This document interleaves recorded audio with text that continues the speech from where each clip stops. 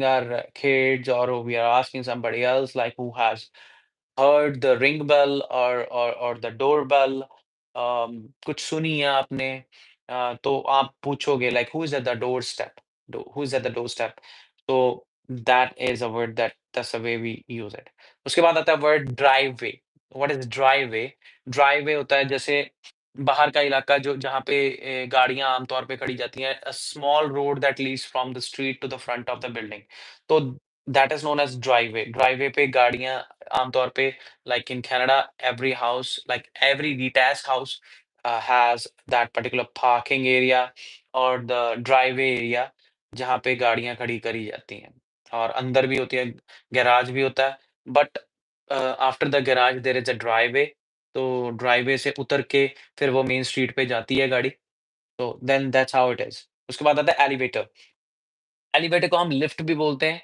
आमतौर पे जो बच्चों को पता होता है वो उसका मतलब ये होता है कि मैं लिफ्ट में चढ़ा था, मैं ये ऐसे करके गया था। एलिवेटर हम उसको बोलते हैं जैसे कि हम एलिवेट किसी भी चीज़ कोई भी चीज़ हमें एलिवेट कर रही है, उठा के लेके जा रही है, that is known as elevator, ठीक है?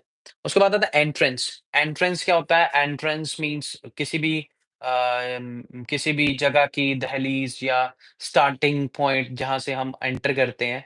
द डोर और the gate where you go into the place तो उसको हम एंट्रेंस बोलेंगे एंट्रेंस जैसे हम होते हैं entrance exam is a different stuff तो वो हम स्टडी से रिलेटेड बात कर रहे हैं यहाँ पे हम हाउस और होम्स की बात कर रहे हैं तो एंट्रेंस यहाँ पे घर की एंट्रेंस की बात हो रही है जगह की एंट्रेंस की बात हो रही है so we are talking about that entrance state agent का मतलब क्या होता है someone who works for the company selling houses जैसे रियल एस्टेट एजेंट्स हम बोलते हैं उनको हम बोलते हैं real estate agent so the person who works as a realtor जो रियल्टर का काम करता है उसको हम बोलते हैं रियल एस्टेट एजेंट तो समबडी हु सेल्स हाउसेस जो घर बेचता है बीच में लाइक एग्रीमेंट्स करवाता है that person is known as realtor so realtor का काम बहुत बढ़िया होता है ओके बहुत सा कमीशन होता है बहुत सा बेनिफिट होता है इसमें So then there is another word called flat. We have already done that. I'm not gonna actually room over the same word again and again. So flow.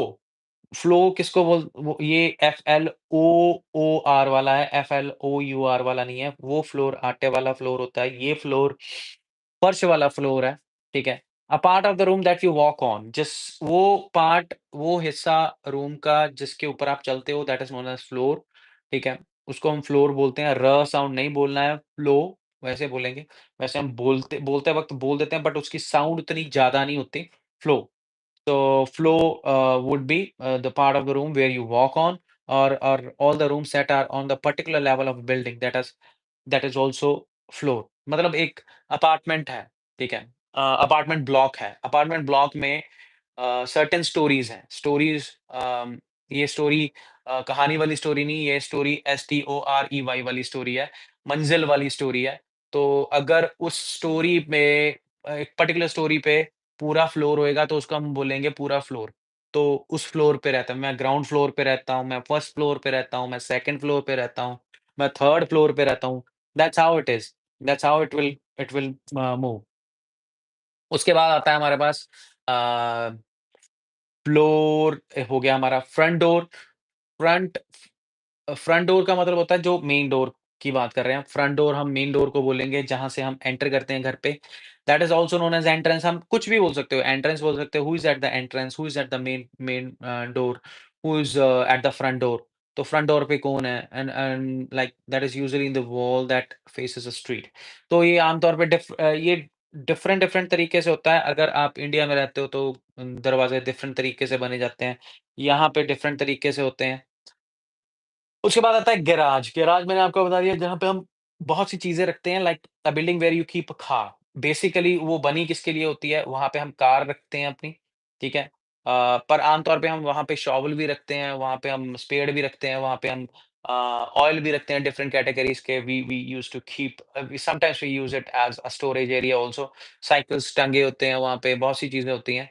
Garage usually used to be quite big spacious depends upon the kind of garage that you have चाहे वो बड़ा है, वो छोटा है, वो depend करता है कि आप कौन-सा कैसे कैटेगरी का गैराज को यूज़ करते हो आप, ठीक है?